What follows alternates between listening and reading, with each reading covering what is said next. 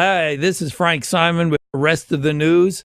Our special guest today is Richard Pearson, and we're going to talk about the news that is being hidden from us. Is that fair enough? I believe so.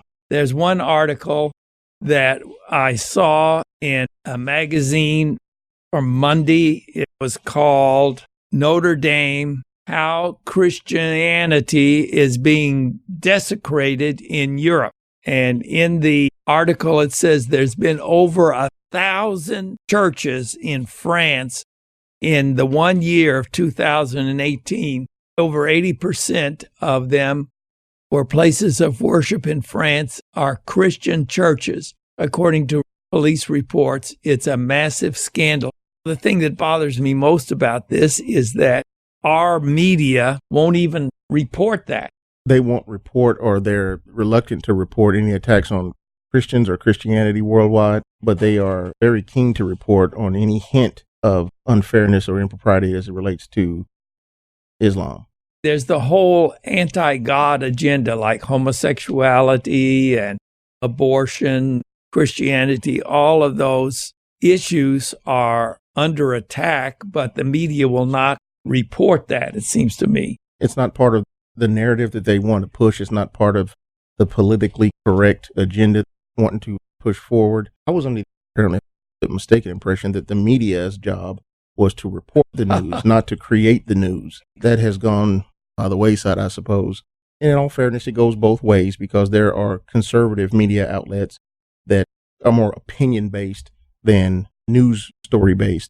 So it goes both ways. And I think that's a big part of the reason that so many people in America today don't have any faith or trust in the mainstream media. They're starting to turn to alternative media sources like the rest of the news, like Alex Jones, internet-based, independent media outlets. I think there's another one called the Next News Network that a lot of people go to for news. And it's a shame that you can't turn on the 6 o'clock news anymore and trust what you see and what you hear, because the things that you see and you hear aren't completely accurate. They're taken out of context. And many of the things that you need to be told, you're not getting that information. Are those internet or cable? The Next News Network is internet-based. I think it's YouTube-based. If you go to YouTube and type in the Next News Network, you can get that feed. I watch it. I have a subscription to it, and it comes up almost daily with different things that you're just not seeing in the mainstream media. It's amazing that there's so much going on, and the elitists that control the media, like George Soros and all the left-wing people that have bought the media and control the media, will not let that information out. Like you say, it used to be if something important happened, everybody would know about it within a short time. But now, if you watch ABC, CBS, CNN, MSNBC, you don't know anything about what's going on in the world. Those news outlets are garbage. They are absolute garbage, because you can't trust them. And even if they make an honest mistake, it's one thing, but you should come in with an immediate retraction once you realize the mistake, apologize for it, correct information out there, and go forward from there. These outlets, they don't make mistakes. The wrongful things that they're doing intentionally. And then when they're caught, when the real information comes out, at that point, they still don't want to put out a retraction. They're still reluctant to do that. Oh, no, they don't want anybody to know. They double down. They just won't go back and do the right thing. So how do you really know what's going on in the world? And if you shrink that down, how do you even know what's going on the other side of the city that you live in? You live out in the East End. You see all this information and all these things about what's going on in the West End. If you don't go into the West End yourself, how do you know that the information you're getting on the 6 o'clock news is correct? How can we really trust what the mainstream media is saying to us about what's going on in the Middle East? Can't trust that at all, because they get to tell you whatever it is they want you to know. And we know that they are trying to cover up a lot of important information. They don't want you to know it, so they won't tell you, and they kind of cover it up. It seems like this 1,000 churches in France that have been desiccated in 1 year. Well, I had no idea that was going on. And it's a shame that you didn't. You should have heard about that as it was happening from the mainstream media that we trust. Here's another story. I get letters in the mail from different organizations. Another organization said in France, they've let in thousands and thousands of Muslims. It's presumed that they had something to do with all these desecrated churches. I would say so. Who else would be desecrating Christian churches? You have this huge influx of Muslims who are flagrantly anti-Christian. They don't live by the ideology of live and let live. No, that's right. I think their ideology is you will be Muslim or you will be dead. So this other letter I got was from Sudan in Africa, the Sudan. Here again, they're shooting and killing people unless they convert to Islam. That's a shame. Again, you don't hear about it on the mainstream media. They're very careful not to put that type of information out. You have to go foraging for it on your own to find out these pieces of information. It's happening. I saw something, I think, a few weeks ago about 6 or 8 Christian children, teenagers were executed by Muslims because they refused to renounce their faith in God, in Christ. So they were executed. And then several months before then, there was an incident where a Muslim group attacked a small school, and they went through the students. They lined them all up, and they just went one by one and said, "Are you a Christian?" If they said yes, they shot them on the spot. And they went through the entire school like that, and they killed many children. But you don't hear these things on mainstream media because it would influence the way that the general population of America thinks. And the people who are running the mainstream media outlets don't want that type of influence. Now, here's another one. We were talking about this a few minutes ago. Our mayor put up a homosexual flag over the county courthouse, Jefferson County Courthouse. That's not right, because the courthouse, as you were saying, is supposed to represent all of us, not just one small segment of the community. One small segment. Like we were discussing earlier, county courthouse, the seat of the government, it's supposed to represent all people in all segments of our community, and it is a strictly political entity. Why would you raise a homosexual flag over a governmental building? Because last I heard, homosexuality, who you sleep with, was not a sovereign state. Right. So why is there a flag being raised in a political outlet for that type of thing? And I also wonder if next week a Christian pastor was to go to Mayor Fisher, hey, would you raise our Christian flag over the courthouse for a week? I guarantee you he would say no, and he would cite some separation of church and state. Yeah. But his line of logic is flawed because he allows this homosexual flag to fly over the courthouse. Where his head is at, I have no idea. He's not high on my list. I spent a long time in city government, over 22 years, and I know what he's doing. If his lips are moving, he's lying. With Steve Conrad, his chief of police, if that man is awake, he's lying. Wow. I've seen him lie about so many things. He's a terrible chief of police. He's leading this city, and I have no idea why the West End of Louisville isn't rising up in almost in riot fashion, because most of these homicides are happening in the West End. And all you're getting from Steve Conrad is, well, we've got a plan. Just let us work our plan. Well, the plan, whatever it is, isn't working. And he comes up with this thing. Well, it's happening in all these other big cities, St. Louis, Memphis, Chicago. Well, I want him to take care of crime in the city of Louisville. But that's their line of logic there. It's just a lot of problems. If people weren't listening to this program or on the internet to get news programs, they'd have no idea.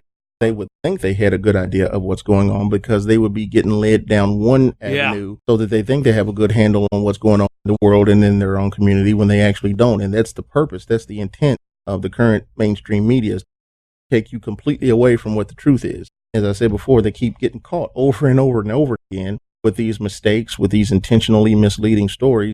Either issue a retraction, which destroys their credibility, or they do even worse, refuse to issue the retraction and just double down on the falsehood. Either way it goes, can we trust the media? There's a story in the Bible about a man who gave a talent, 1 talent to one servant, and I think 5 talents to another, 2 talents to another. And he said, occupy till I return. He went away for a while, I don't know, maybe a year or so, and then he came back and he asked the guy with the 1 talent, what did you do with the money I gave you? And he said, I buried it.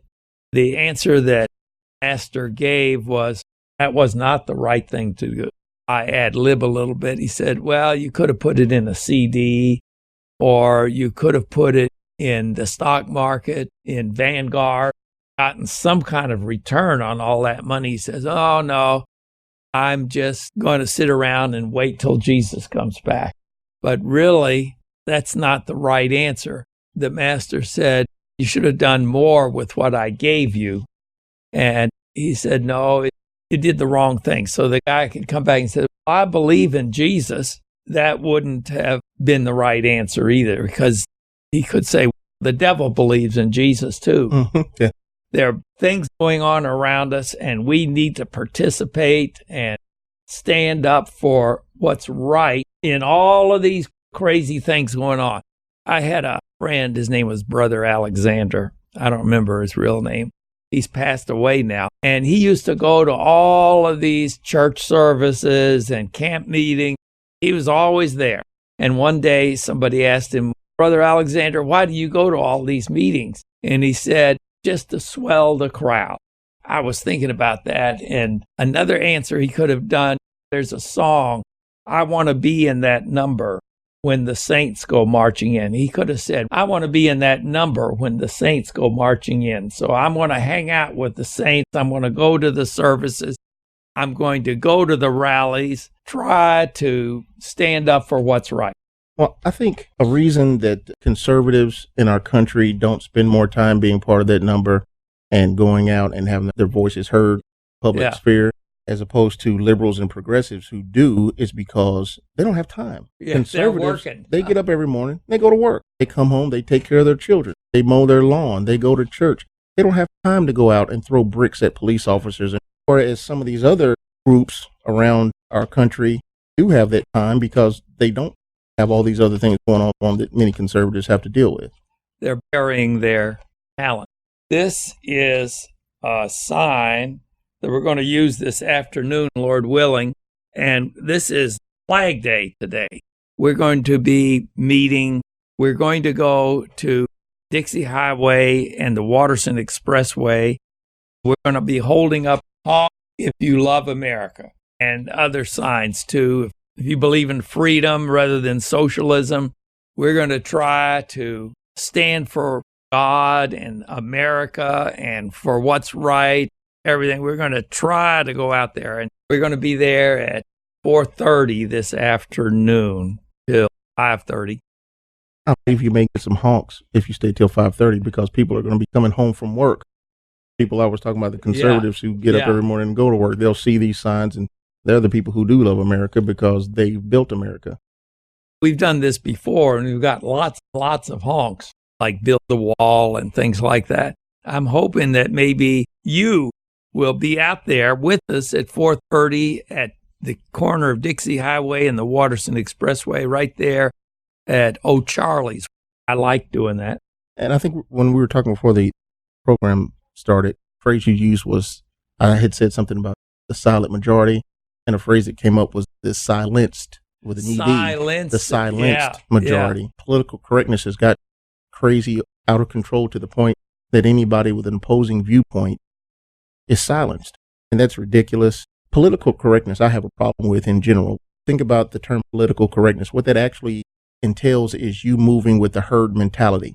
Whatever the prevailing mindset of the day is that's pushed forward by a small, minute sliver of society, you either have to agree with it publicly or you're going to be shunned. Think about what political correctness is. There was a time in this country when it was politically correct for one man to own another man. There was a time women, barefoot and pregnant, not be allowed to come out of the house to vote.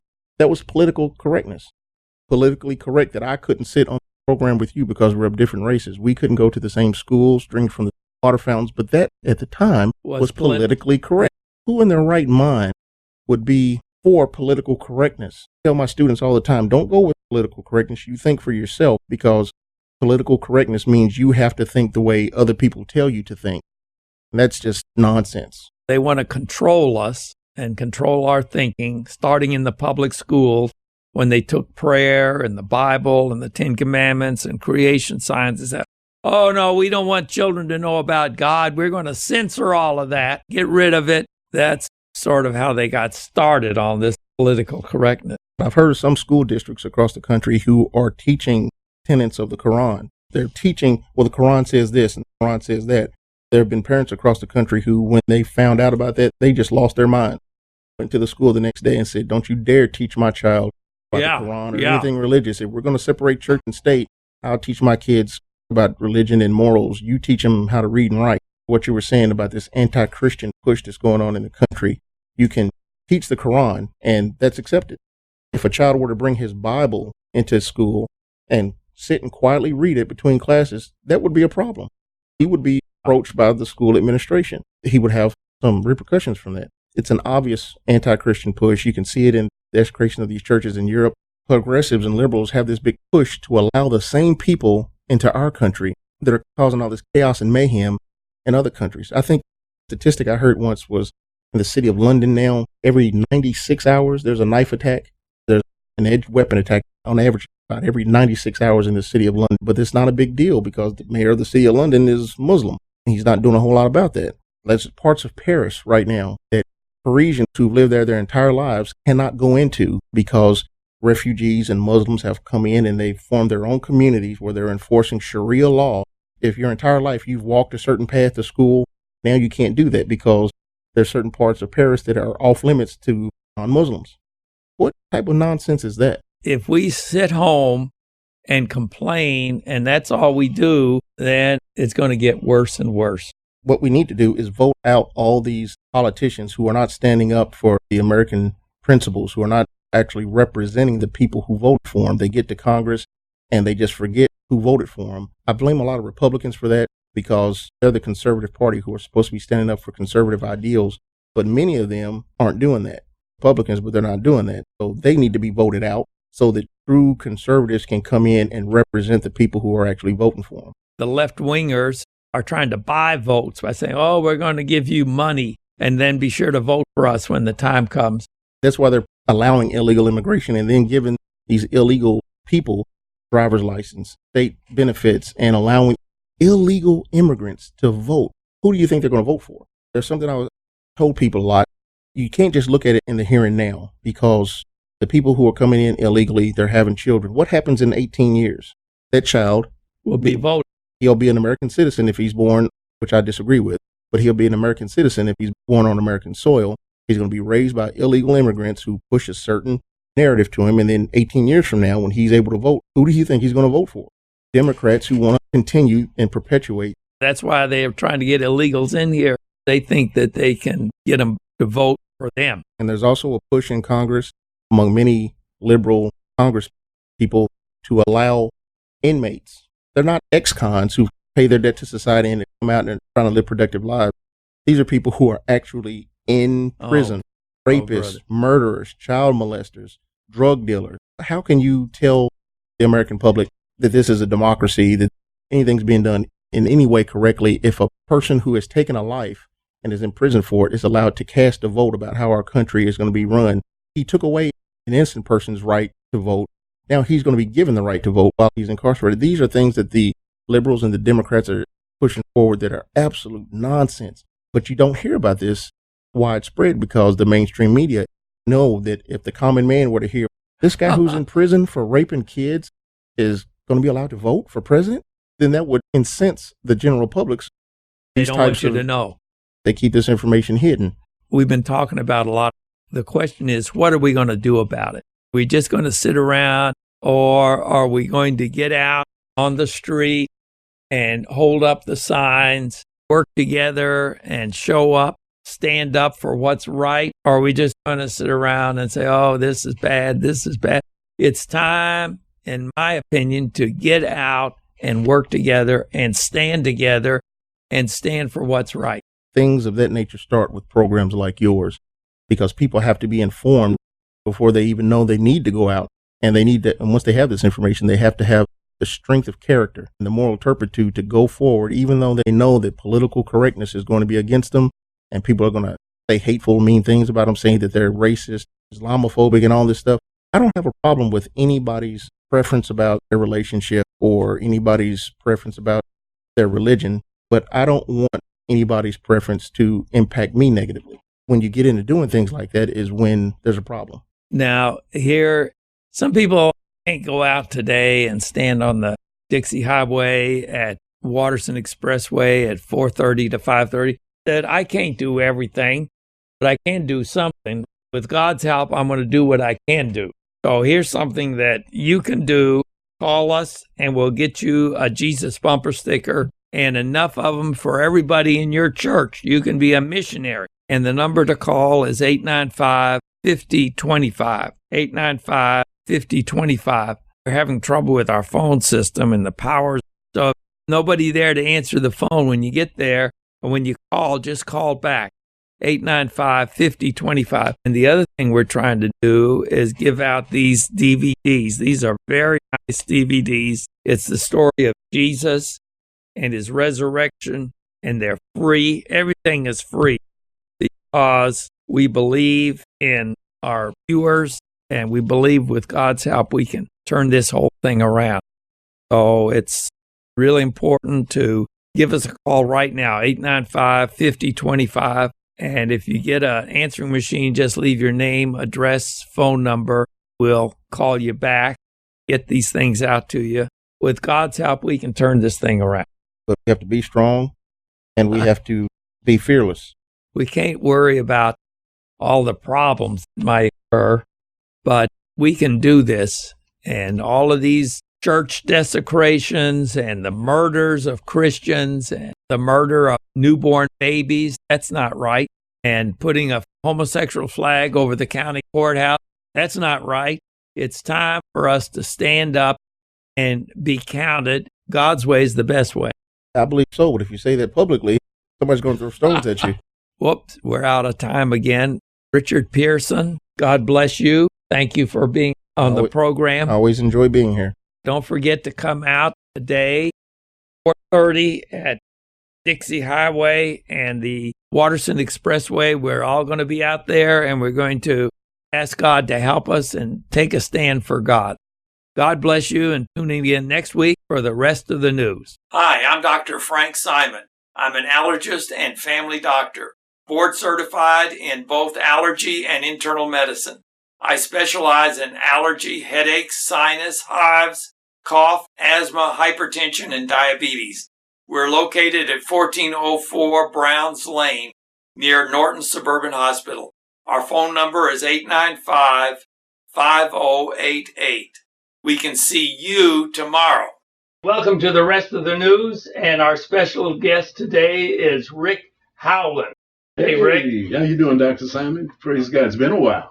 Now, we've got a video here that's quite outstanding, and we want to see if we can show it just for a second. Hey guys, it's Fleck Days. This week we're at CSULB with Turning Point USA for campus class. Charlie Kirk has to go. We're going to find out where. Fleck is top. Charlie Kirk has got to go! Hey, hey! Go home!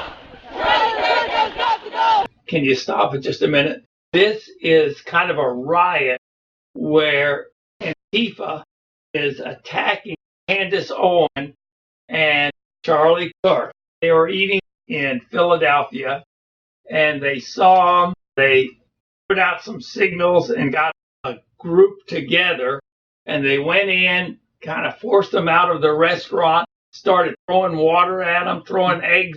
Right. So let's see if we can get it going. La Raza against Turning Point USA. Hashtag Stop Fascists at CSULB. Not the most trendy, catchiest hashtag, I must admit, but it is good. It is good. Black Lives Matter! Black Lives Matter! All right, good sign. I know before I said that the culture's kind of weak and the chants are bad and the signs don't make sense, but this one is pretty funny. The picture, I didn't read what it said. Notice the plastic knuckle-covered gloves for fighting. That's what they wear. It's part of the costume. The leader of the True American group, which is a white supremacist group, decided to come to our university. Not decided, they were actually invited by a small group of students, so they were invited to come and speak here. And who is the person? Charlie Kirk. Overall, I don't support white supremacist groups because nationalism is not protecting one group, it's protecting all the groups who came here. So it's very difficult for me to say, well, there's nothing specifically that they say, but as they tout themselves and project themselves as this white supremacist group, I can't support that. Do you think Candace Owens, Charlie's partner, is a white supremacist as well? You know, I don't like to suppose, but if she is, then that's her decision. Are you against Charlie Kirk or Turning Point or Trump? What's this about? We're trying to understand. Your sign says undocumented and unafraid CSULB fuel.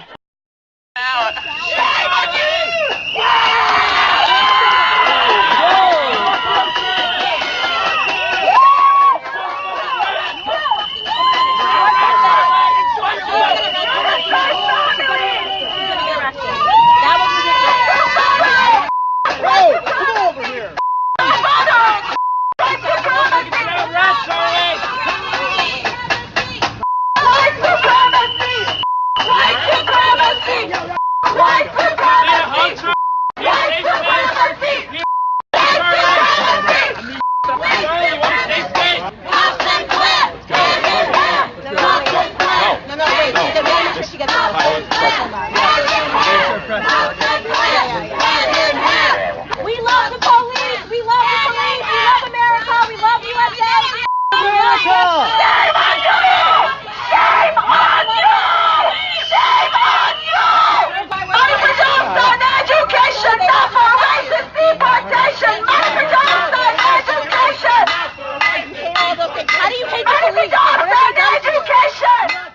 Mercy.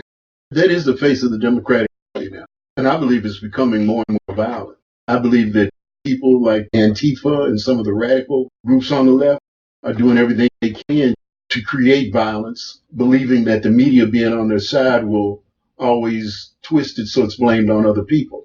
But they're going around intentionally confronting people for no reason, hitting people with eggs, pouring water on them, making phone calls to bring a mob. 50 years ago, that would have been considered to be a lynch mob, because not everybody that was a victim of a lynch mob was hung. Sometimes they were tarred and feathered.